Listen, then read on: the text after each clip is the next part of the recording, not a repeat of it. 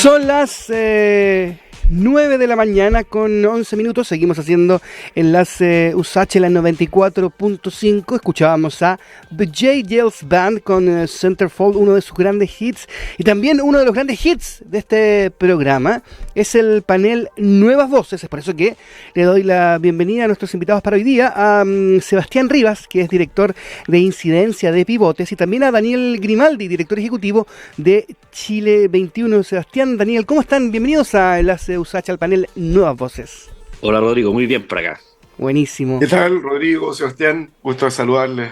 ¿Qué tal, Daniel? Oye, bueno, voy a empezar a repartir las cartas de este mazo para conversar y también para debatir de algo que está bien candente y que tiene que ver con estos audios, ¿no? Filtrados de uno de los abogados más reputados de la plaza, como les gusta decir a los medios, ¿no? El caso de Luis Hermosilla, que de alguna forma, claro, uno puede hincarle el diente, uno puede buscar quintas patas, pero lo que sí genera la sensación de la gente común y corriente es que con dinero parece que se pueden suplir otro tipo de cosas, incluso cooptar o llevar incluso a la corrupción. Me gustaría partir por Sebastián. ¿Qué sensación te deja este caso? Y si bien describe más o menos lo que pasa usualmente en nuestro país, ¿o no?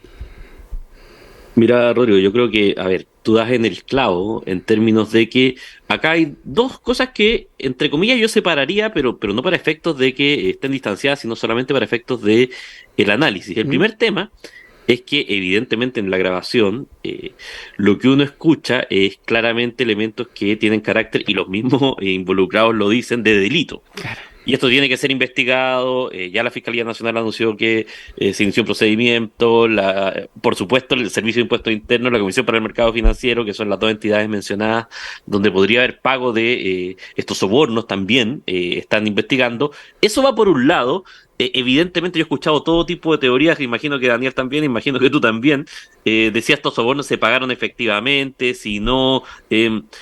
Pero hay una segunda dimensión que yo creo que, y tú pones muy bien el foco, que es el efecto que esto tiene en la fe pública general.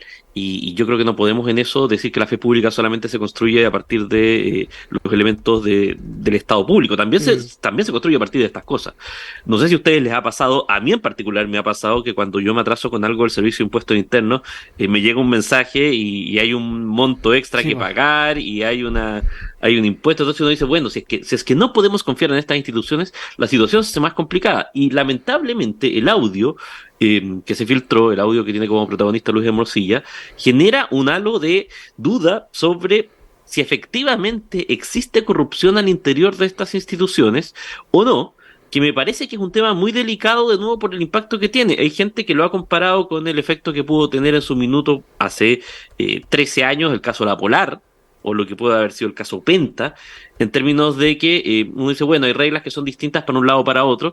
Para eso me parece que es sumamente importante que las investigaciones concluyan a buen puerto, que se destrabe qué es lo que finalmente ocurre, pero no podemos sino decir que, bueno, esto efectivamente impacta. Y yo creo que también pone de relieve sobre la mesa la necesidad de hacer gestos que apunten a modernizar el Estado. El Estado chileno hace rato que está en este limbo donde hay mucho cargo de confianza, mucha posición ahí que cambia entre gobierno y gobierno, y tiendo a pensar que es necesario que nosotros demos señales en torno a que esto debiera cambiar también.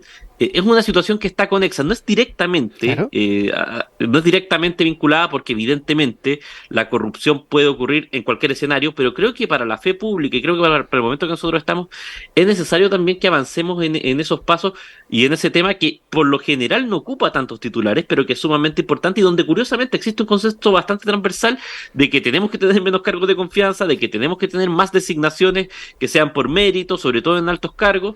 Sin embargo, estamos trabajo ahí, pero solamente para redondear, Rodrigo, totalmente de acuerdo contigo, que creo que el efecto principal que nos debiera preocupar hoy día es que esto, y con justicia, y genera un ruido y genera una pérdida de confianza que tenemos que preocuparnos de cómo la podemos volver a levantar. En el caso tuyo, Daniel, ¿cómo ves este acercamiento y también qué es lo que devela finalmente estos audios? Porque claro, es una conversación informal que todavía está en discusión si es una prueba o no, porque se rompe un grado de intimidad, pero también revela cosas que están pasando usualmente en nuestro país, ¿no? Bueno, mira, fíjate que en lo personal, cuando me enteré de esto y después escuché el audio, dije, esta cuestión parece de una serie de, no sé, de Narcos o del Lobo de Wall Street, de esta película, ¿cierto? Donde estaban los corredores de la bolsa sin DiCaprio, por supuesto, no eran tan buenos Falta los un actores cambio. ni los diálogos tan entretenidos, pero eh, lo que parece era una cuestión fuera de serie, tan burdo, tan brusco, y que venía de la boca, de la palabra de uno de los abogados más prestigiosos de la plaza, ¿cierto? Mm. Más reputado, de los más caros también. Ahora, eso no hubiera sido tanto, creo yo, si es que este abogado tan solicitado no fuese tan solicitado por el mundo político. Creo que ahí Sí, hay un problema importante. Porque la opacidad, la turbidez de los negocios tiene siempre un manto de sospecha. Y no es sorpresa que en Chile con mucha plata se pueden comprar cosas y no cualquiera tampoco llega a eso. Entonces, mm, cuando se dice, ven que Chile es un país corrupto, depende, porque ¿cuántas personas comunes y corrientes tienen acceso a pagar una coima de ese tipo? sí. Las ciento personas que cuarenta pueden, millones. claro, o sea, estamos hablando del sueldo de un chileno promedio de un año y más. Entonces, cuando decimos, claro, es fácil que se corrompa el sistema, no, no es fácil. No es fácil corromper el sistema. Es caro. Hay gente que trabaja con los sistemas de fiscalización, que tiene una pequeña, una mediana empresa, y los fiscalizadores de los sistemas del Estado son implacables. Chile tiene un buen sistema. Ahora, siempre hay barreras. ¿Hasta dónde tú puedes llegar? Mm. El chileno promedio, a diferencia de otros países, no puede llegar a esos espacios de corrupción. No puedes corromper a un policía en la calle, No, no puedes corromper a un fiscalizador de la inspección del trabajo, no puedes corromper fácilmente a un fiscalizador de impuestos internos que viene a fiscalizar tu negocio. Ahora, para el común de las personas eso no es posible y yo creo que eso está bien, indica que el país está en buena salud.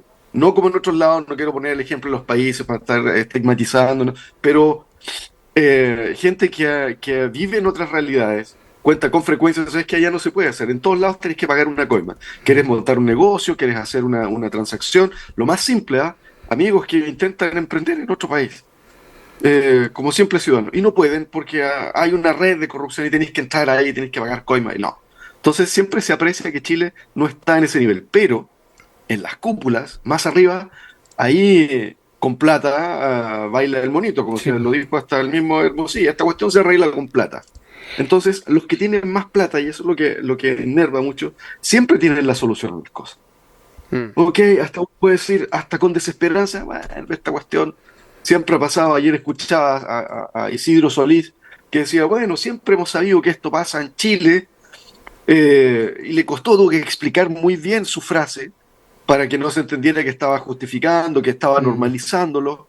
Dijo, no, mire, hemos tratado durante 30 años con la reforma procesal penal, mejorar estas cosas, pero siempre va a pasar. Ok, Mm. sí, lo que da mucha rabia es que siempre son los mismos que tienen acceso a ese nivel y que siempre van a salir libres de polvo y paja. Y lo segundo, que da rabia y da más incerteza, es que es el mundo político el que recurre a este tipo de abogados. Sí, o sea, Eso, recordemos que eso es gravísimo, estaba eso es asociado gravísimo. a Miguel Crispi, a la defensa de Claro, Piñera, de Chadwick, no entonces, es cualquier abogado. como que se construyan personajes de este tipo donde confluyen todos cuando realmente estás en un problema. Es como, ok, necesitáis un fontanero que conozca bien las cloacas y tenga una linterna y un mapa para Claro. ayudarte a salir de ahí. Entonces, Mm. se generan este tipo de personajes que la política, y todo, eso es muy nocivo, Mm. es muy nocivo. Pero yo aún sigo pensando que es una cuestión que está acotada a un sector que no deja de ser irritante, que no deja de mostrar que tenemos una brecha muy importante que tenemos que solucionar, pero siempre va a pasar esta cuestión. Ahora, eh, claro que es una estaca en el corazón, otra más para la política. Estos son los abogados de los políticos. Estos son. Sí, Sí son. recuerda un poco a la serie esta Better Call Saul, ¿no? Y también Sí, pues, claro. se manifestó Saul Goodman era menos reputado que este, cobraba menos, claro, que se movía en claro, otro, tenía en otro ámbito, otras conexiones. pero de ese estilo, po, Sí, pues de ese Sebastián también, bueno, estilo. se El refirió. diálogo es de ese estilo, Sí, ¿cachai? sí, de hecho, se refirió al ministro Marcel, ¿no? Porque claro, Hermosilla responde que él estaba siendo víctima de estrategias siniestras y finalmente le dice, mira, lo siniestro aquí es ponerse de acuerdo para corromper, ¿no? Sebastián. Ah, Yo creo que, a ver, yo estoy totalmente de acuerdo con Daniel que aquí hay un tema que efectivamente cuando uno escucha el audio son 105 minutos, pero además el audio, me voy a permitir hacer un comentario muy frío, el audio es entretenido, es Sí, súper sí, sí, entretenido sí. porque Hermosilla habla de una manera muy coloquial, hay unas frases que son increíbles, por lo tanto no es un desperdicio en ese sentido, pero lamentablemente sí, o sea, uno escucha ahí efectivamente que se están poniendo de acuerdo de cuán caro es un soborno, eh, qué es lo que se puede hacer. Hay una cosa que a mí me parece particularmente grave, porque ya sea que los abogados están jugando un poco la psiquis, o ya sea que hay elementos específicos, en una parte se habla de que, bueno, hay que ver qué es lo que puede hacer este funcionario, digamos, que supuestamente están coimeando del Servicio de Impuestos Internos. Si me puede desaparecer algunas cosas, me puede quemar una oficina. Sí, quemar una oficina, pero por Dios. Y, y uno dice, bueno, probablemente es una hipérbole, pero cuando uno va viendo las cosas que han ocurrido a lo largo del tiempo, en diferentes situaciones políticas, y uno ve que aparece efectivamente la pérdida de computadores, que aparece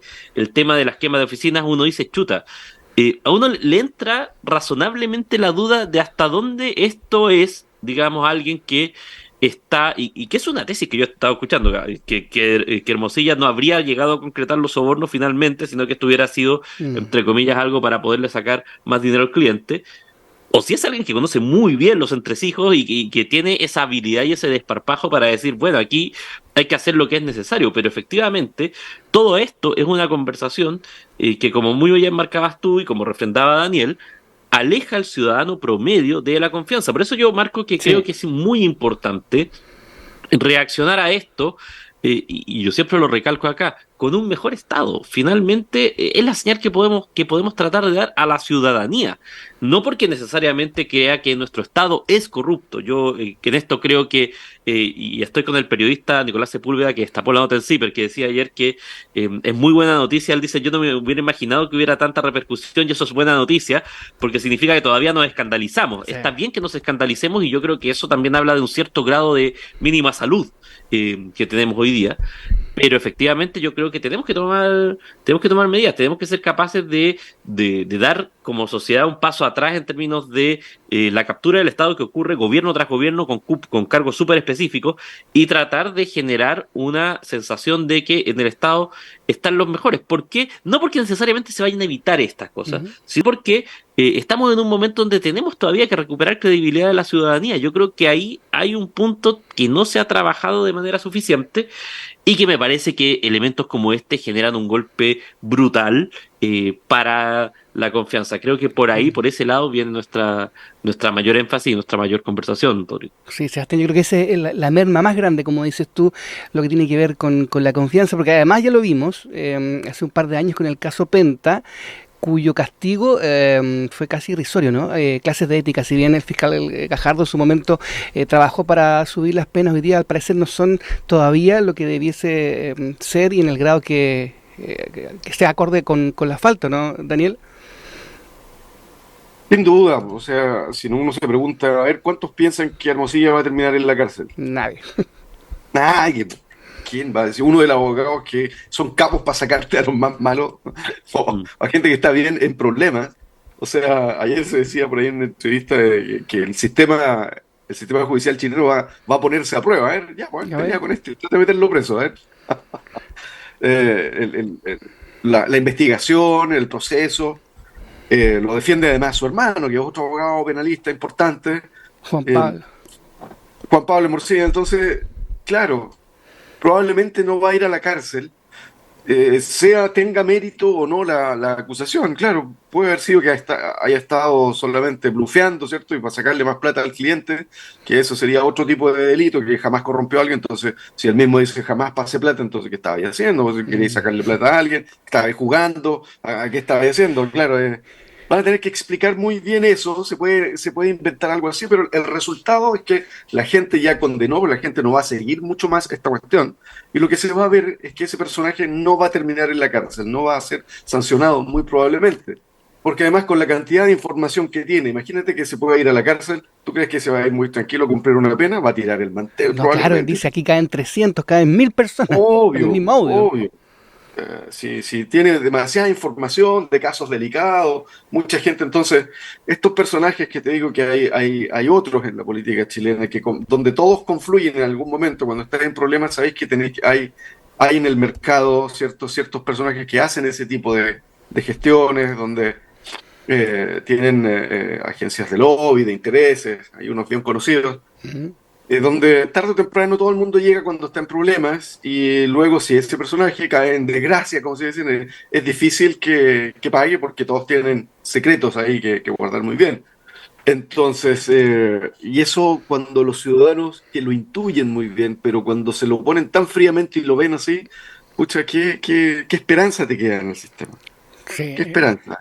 Y eso cuesta. es, como decía Sebastián, vamos a tener que pensar y la política va a tener que hacer gestos muy importantes con esto, Sí, y como si... para mostrar que hay una voluntad de hacer pasar esto. O sea, obviamente la gente va a pensar, sí, ¿qué respuesta diferente puede haber? No pueden hacer vista gorda y tampoco pueden llevar el tema hasta las últimas consecuencias, porque en las últimas consecuencias se cae la República, algunos dicen por ahí. ¿Ah?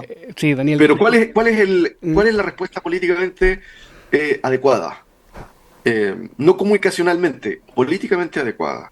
O sea que da certeza a la gente. La gente ya no cree en lo que dice cualquier autoridad y que sí, vamos a hacer las cosas. Esa cuestión no sirve de nada. Sino que tiene que haber un acto en concreto. ¿Cuál va a ser ese acto? sí, es complicado porque como decías tú, como decíamos acá en el panel, preso no va a caer porque ni siquiera están las pruebas, no sabemos si está blufeando, no sabemos si es verdad. Lo que sí, y tal como dice el dicho antiguo popular, para bailar tango necesitas dos. Mm. Quien coimea y quien es coimeado. Y de ahí yo creo que sí tenemos una responsabilidad desde quien recibe, ¿no, Sebastián? Absolutamente, pero también en el fondo en eso, a ver, es importante investigar esto hasta por las últimas consecuencias, porque como dice también Daniel, existe una trenza muy importante y la sensación predominante es que, bueno, en el fondo la última vez cuando se mencionaba, siempre se menciona con el eufemismo este de las clases de ética, digamos, Sí. como uno dice, bueno, ¿qué va a pasar acá? Y efectivamente, claro, yo creo que hay un tema, porque además no estamos hablando de un abogado cualquiera, y eso es muy importante. Luis Hermosilla fue abogado preferente del Ministerio del Interior de Sebastián Piñera y era hasta hace 2 días el abogado de Miguel Crispi, por el tema, digamos, del caso Fundaciones. Entonces, yo creo que ahí, efectivamente, estamos en un momento donde es importante, primero, tú decías, ¿qué debiera hacer el sector público? Yo creo que es arrojar luz, porque efectivamente hasta este momento no sabemos si hay funcionarios que estén recibiendo coimas, no sabemos si eso, en caso de que fuera así, a ver, en caso de que fuera así, perdón, el mismo audio hace suponer que no sería primera vez, hablan de una deuda anterior de 10 Sí. millones, Isidro Solís decía ayer que era algo que se usaba en su época, que no hace tanto, será hace 20 años, 30 años, pero en el fondo genera una duda, un manto de dudas con respecto a si efectivamente existen trenzas de corrupción al interior de organizaciones que por lo general estaban bajo un cierto halo de respetabilidad. El Servicio de Impuesto Interno es una de las organizaciones que uno tiende a desconfiar menos.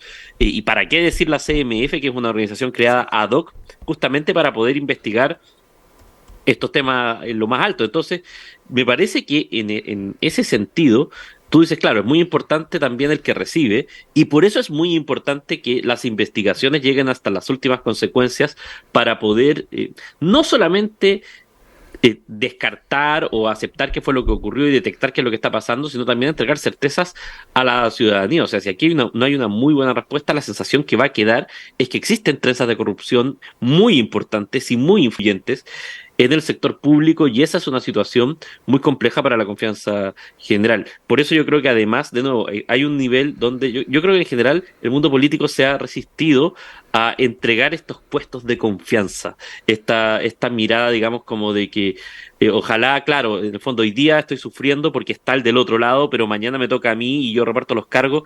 Bueno, yo creo que una de las maneras de tratar de generar más confianza es que todos estos cargos, digamos, la gran mayoría de estos cargos sean cargos a los cuales se acceda por mérito, porque efectivamente uno dice, bueno, esto ayuda a que hay una percepción de que las presiones políticas son un poquito menos fuertes en ese sentido, pero harto trabajo hay por hacer, y aquí investigar y llegar hasta las últimas consecuencias es una cosa que es muy vital y muy necesaria, Rodrigo y Daniel. Sí, se hace perentorio. Antes de ir a la música, antes de cambiar de tema, hablar de la franja electoral, me gustaría unas palabras al cierre para cada uno, para como colofón. Daniel, en tu caso, un minuto de confianza.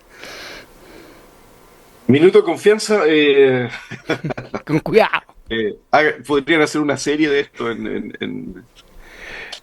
claro, Sí. en la versión. Hagan unos buenos memes. Estoy esperando los memes, todavía no salen. Capaz que ya ustedes hayan visto algunos El de chile esto. bueno para el meme. Claro. Es preocupante, ¿ah? Es ver la realidad del poder de manera tan cruda.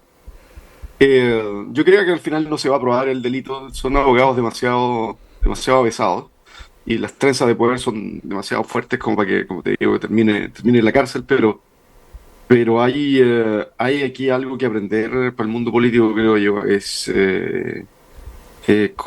a quién se recurre, a qué abogado se recurre, eh, cómo se recupera la fe pública en la política. Como te digo, a mí no me sorprende tanto y no me espanta tanto de lado que sea en el ámbito financiero, económico. Claro, ahí se mueven con plata los negocios, pero es un abogado solicitado por los políticos.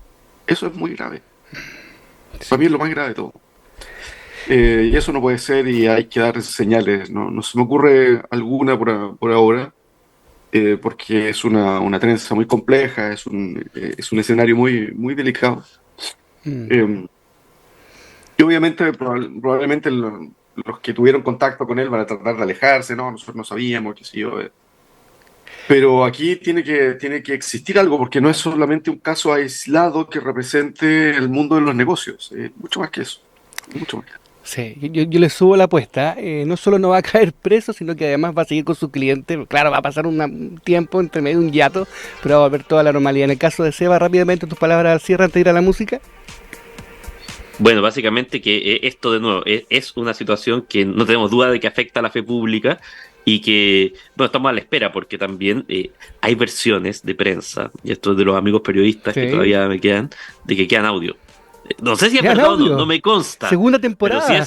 si eso es así, que andan algunos audios circulando, si eso es así, nos queda para un rato, pero sin duda. O sea, esto hay que desentrañar hasta las últimas consecuencias porque es necesario. No porque uno tenga una obsesión con el caiga quien caiga, no tiene que ver con eso, sino con que es de estas cosas que afecta gravemente a la fe pública y que se comenta por años, digamos. El audio es lo suficientemente burdo para caer en esa categoría, Rodrigo y yo. Sí, como dice la barra del Colo, ¿no? Que se vayan todos, que no quede ni uno solo.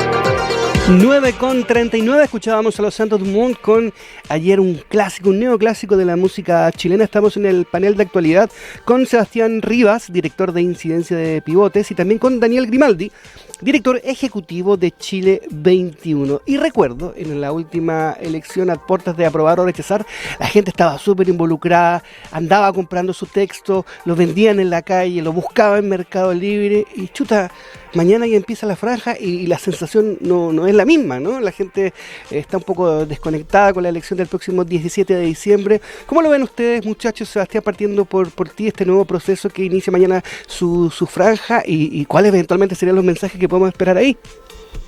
Bueno, a ver, aquí hay una serie de elementos que confluyen y que efectivamente, como tú dices, yo siento que no está la misma percepción ni el mismo eh, digámoslo así, la misma expectativa que existía la vez anterior. Si tú ves, de hecho, las encuestas que se Ujú. hacen cuando preguntan cuál es la sensación de este proceso, hay bastante cansancio dentro de la ciudadanía.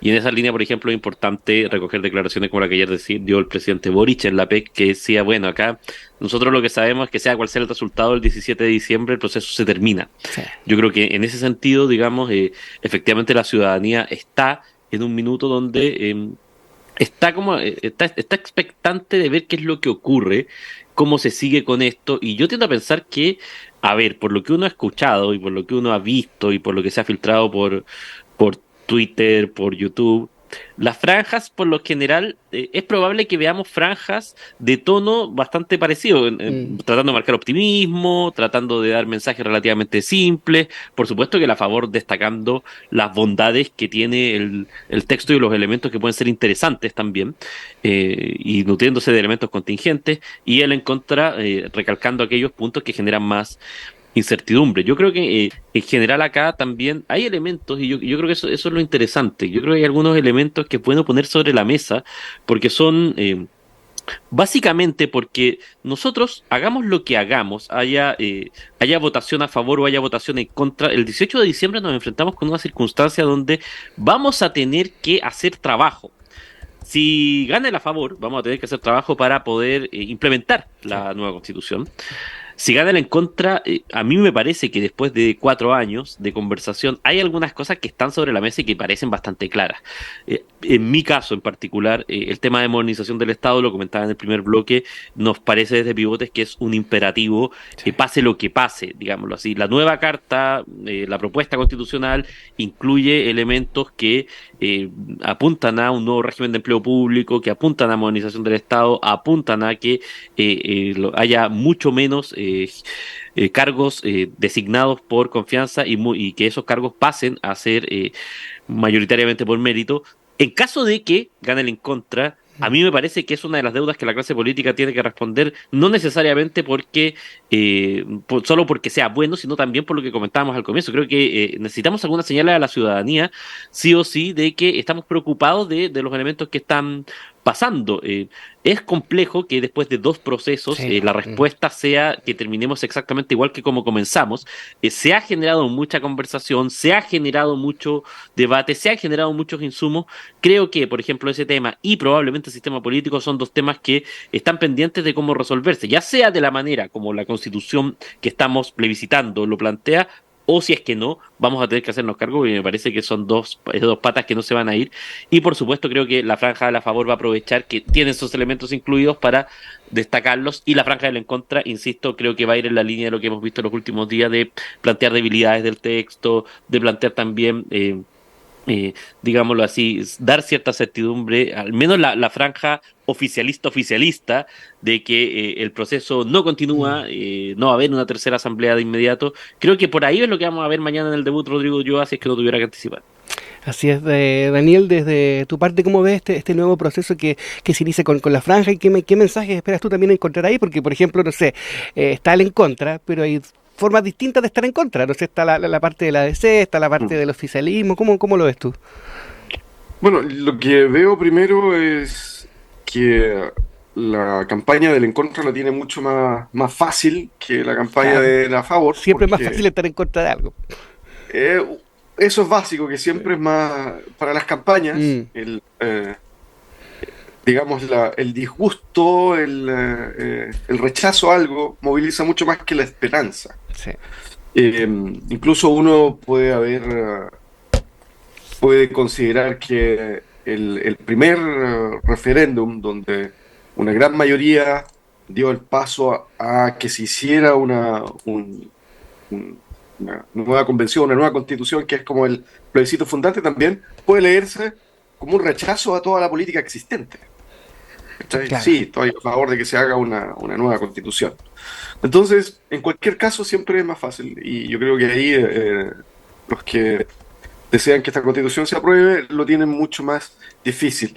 Eh, en segundo lugar, porque yo creo que va a haber un mensaje muy claro de la falta de unidad. Yo creo que aquí se desperdició dos veces, y creo que es mayor aún la responsabilidad que se tuvo en el primer proceso, Eh, la falta de unidad, porque esto debió haber terminado con todos con las manos arriba diciendo, ¿saben qué? Entendimos el mensaje de los Mm, ciudadanos. Creemos que tiene que haber un proyecto de país mínimo, base, sobre el cual todos los sectores puedan construir ofertas, propuestas que los chilenos puedan aprobar y no rediseñar el país completamente. Eso es muy difícil, sino que una propuesta mínima. Creo que la propuesta de los expertos había estado bastante cerca de eso. Y una buena propuesta la terminaron masacrando, la destrozaron y generó una segunda pérdida de oportunidad de haber dado por superado esto. Entonces creo que la falta de unidad como objetivo principal de presentarle a los chilenos un texto en que todos estuviéramos mínimamente de acuerdo. mm. Creo que esa gran oportunidad se perdió y eso va a ser uno de los mensajes, claro, al menos que yo pondría como uno de los déficits más importantes. Una constitución no puede aprobarse por un 50 o un 60%, tiene que ser sobre el 70, 80. Sí, sí, ¿no? No puede, no puede quedar Ya es un porcentaje cuestionable. de la población demasiado en contra del texto porque se van a generar incentivos a deslegitimar el sistema. Entonces, ya gana por un 50%, 55% ahí, no sirve, Mm. no sirve. Sí, y quizá lo más frustrante, Daniel y Sebastián, es que a lo mejor tropezamos las dos veces con la misma piedra, con los partisanismos, con los maximalismos, de distintos lados, ¿no? De distintos puntos de vista, y ahora, claro, lo decía Sebastián también, hay que hacerse cargo. Ahora, si este proceso se acaba aquí, ¿cómo es la forma correcta de hacerse cargo de las deudas que quedan ahí pendientes aún? Seba. Mira, yo creo que acá, a ver, es solo un punto antes. Si es que uno se va a la historia política moderna chilena después de la dictadura, yo creo que acá hay un debate que de alguna manera, por los hechos, está dando una respuesta que quizás es inesperada. Hace muchas décadas atrás, cuando teníamos concertación todavía, había un debate entre los autoflagelantes y los Sí, me autocomplacientes, acuerdo de ese. que ocupó ríos de tinta, Mm, donde básicamente los autoflagelantes marcaban el punto de que se había hecho mucho menos de lo que se podía hacer, y que de verdad había un tema también de voluntades. Yo creo que si el proceso constitucional completo, recordemos que si uno lo quiere marcar en su totalidad, uno, para ser justos, debiera decir que este proceso viene incluso desde la elección de Michelle Bachelet en 2013. O sea, son 10 años de tratar de cambiar la Constitución, y lo que uno puede comprobar es que es un camino que no es tan fácil, es un camino, así es la política, no, no es un camino fácil, no es un camino lineal, hay muchos cambios inesperados en el camino. O sea, hoy día creo, y acá estoy haciendo política ficción, pero creo que no me equivoco cuando digo que no estaba en el margen absolutamente de ninguno de los que impulsó todo esto, digamos, desde el comienzo, que la Constitución la terminara escribiendo una mayoría de derecha. mm. Había una serie de presupuestos, digámoslo así, que hacían que esto pareciera imposible. Entonces, me parece que, de nuevo, de eso, esto de alguna manera vuelve a poner de relieve el valor de cosas como los acuerdos, los convenios, la negociación política entre distintos sectores, ir avanzando en esquemas graduales que puedan ser sustentables a lo largo del tiempo. Y en ese sentido, creo, de nuevo, creo que lo que mencionábamos del primer bloque de alguna manera se conecta con esto. O sea, la clase política, evidentemente, el 18 de diciembre, gane el a favor o gane el contra, tiene que dar una señal de que está trabajando unida con ciertos temas y con ciertos puntos que son prioritarios. Y que yo tiendo a pensar que en este momento, más bien el camino es a partir de reunir consensos para algunas reformas en el Congreso, en caso de que gane el en Sí. contra. Que sean directas, o de trabajar unidos para poder sacar las 31 leyes que requiere en caso de que gane el a favor. Digamos, la necesidad de trabajar juntos no se diluye en caso de que gane uno Mm. que gane otro. Yo creo que ahí, Rodrigo, hay un elemento bien importante, y creo que esa señal, cuando tuve las encuestas que la gente quiere acuerdos, yo creo que eso estaba revalorizado después de todos estos procesos, y me parece que va a ser algo muy importante en el postplebiscito, gane quien gane. Quizá ahí, Daniel, lo que pasa entonces es que cambia la cancha, ¿no? Ya no va a ser en la discusión constitucional, sino que todo se lleva al Congreso. Claramente, el punto son en qué tiempo y con qué Mm, intensidad. Porque yo creo que no es bueno para el gobierno continuar en la vía del cambio constitucional como tema principal, Creo que hay temas mucho más urgentes, los problemas de falta de crecimiento, una agenda pro crecimiento, todavía no se ve eso, y es tan importante un país que lleva estancado mucho tiempo y necesitamos, hoy día mismo lo decía el presidente, lo escuché que en su visita a Estados Unidos, producir certezas, y es serio, ya estamos llegando a un momento en que el país no puede seguir más estancado, necesitamos un impulso nuevo, con una buena agenda de crecimiento, eso tiene que ser un tema principal, y la seguridad, por supuesto, pues esta cuestión está desbordándose.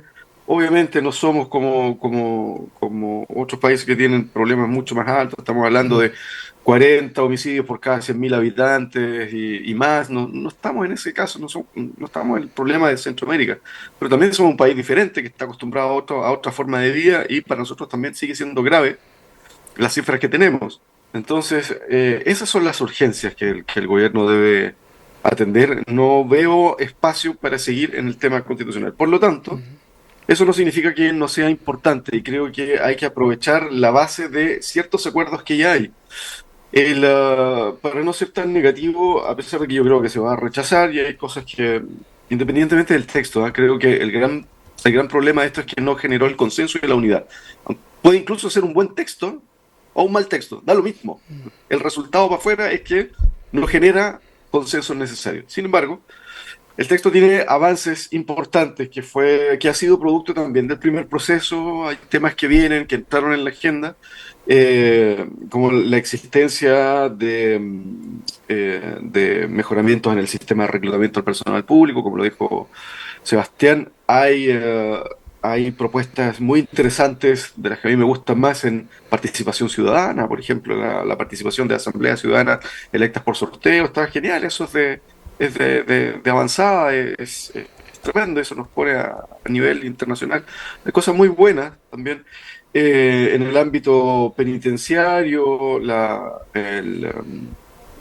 eh, la ley de ejecución de penas, por ejemplo, la necesidad de tener una ley de ejecución de penas que estructure cómo la manera en la cual se van a cumplir las penas y mejorar la situación que existe en las cárceles, etcétera. Hay avances importantes. Lo más complicado son las reformas al sistema político, ¿m? En que, claro, quienes están fuera de esos tienen, de los incumbentes que están en el Parlamento, ellos tienen mayor probabilidad de poder hacer una reforma. ¿Quién va a querer suicidarse en el Parlamento? Nadie. Entonces, nadie. O sea, la posibilidad de reducir el número de partidos ahora es menos. Entonces, yo creo que la hora de la alta política va a ser muy necesaria, aunque hay tendencias a fusiones de ciertos sectores políticos. Yo creo que se está avanzando en el socialismo democrático, Sí. sobre todo en esa gran familia. Se están tendiendo a reducir los partidos, hay una voluntad de hacerlo. No sé en el resto, porque cuando la política se pone más inestable, hay tendencias a la fragmentación. Entonces, y las reglas electorales actuales favorecen mucho eso. Claro, Entonces creo que los dirigentes van a tener que concentrarse en una agenda bien acotada de reformas sin escándalo, sin demasiada discusión. En esta cuestión ya hay acuerdo y boom, sacarlas rápido, y para dejar el tema constituyente cerrado en corto plazo. pensándole mientras conversábamos, claro, el plot twist que vivimos como país fue tremendo porque en octubre del 2019 la gente salió a la calle para pedir derechos, justicia, y finalmente terminamos con una constitución, primero escrita por la derecha y segundo escrita por los políticos, que era justamente lo que estaba reclamando la gente en ese octubre de 2019, Sebastián. Bueno, yo creo que también en eso, de nuevo, hay una situación que efectivamente es una deuda y que al final yo tiendo a pensar que es muy relevante, que tiene que ver con los acuerdos y tiene que ver con que si uno ve, y Daniel tiene razón, yo creo que hay elementos donde tenemos mucho más acuerdo de lo que inicialmente parece. En general el texto de los expertos, si bien es un texto que no movilizó a ningún sector y que tenía puntos pendientes, justo decir también que los expertos dejaron algunas cosas porque sabían que venía otro cuerpo, Sí. pero es un texto que era bien interesante de base. Y uno lo lamentaría que eso se perdiera, digámoslo así. Y de nuevo, es bien relevante también marcarlo. En caso de que gane la favor, si es que gane la favor, también se va a necesitar un proceso de implementación. Es decir, no es que el mundo político se pueda lavar las manos como ya tenemos nueva constitución y estamos listos. No. O sea, de verdad, el momento de poder llegar a acuerdos, de poder trabajar juntos, aunque sea incluso por conveniencia, por evitar un Bukele de cualquier sector, por decirlo así, o por evitar una figura populista, viene de inmediato y yo creo que es algo que tienen que estar muy en el radar, porque es de esas cosas que ya cuando se ven son demasiado tarde. Yo creo que hay un incentivo para ponerse de acuerdo, como dice Daniel, en cómo van a hacer las reformas específicas en un caso o en otro, para poderlo hacer de manera más rápida, que me parece que es súper importante, Rodrigo. Así es, ya es lo más técnico, ya nos pide el tiempo, pero para la gente que está interesada en ver la franja, parte el viernes, 30 minutos diarios distribuidos en 2 bloques de 15 minutos cada uno. Primero a las 12:45 y luego a las 20:45 horas. Muchachos, Sebastián Rivas, director de incidencia de Pivotes, y Daniel Grimaldi, director ejecutivo de Chile 21. Muchas gracias por su tiempo, por su voluntad y también por esta conversación. Que tengan una linda mañana. Que esté muy bien. A todos y todos. Chao, Daniel, que esté muy bien. Vale, que esté muy bien. Chao, chao.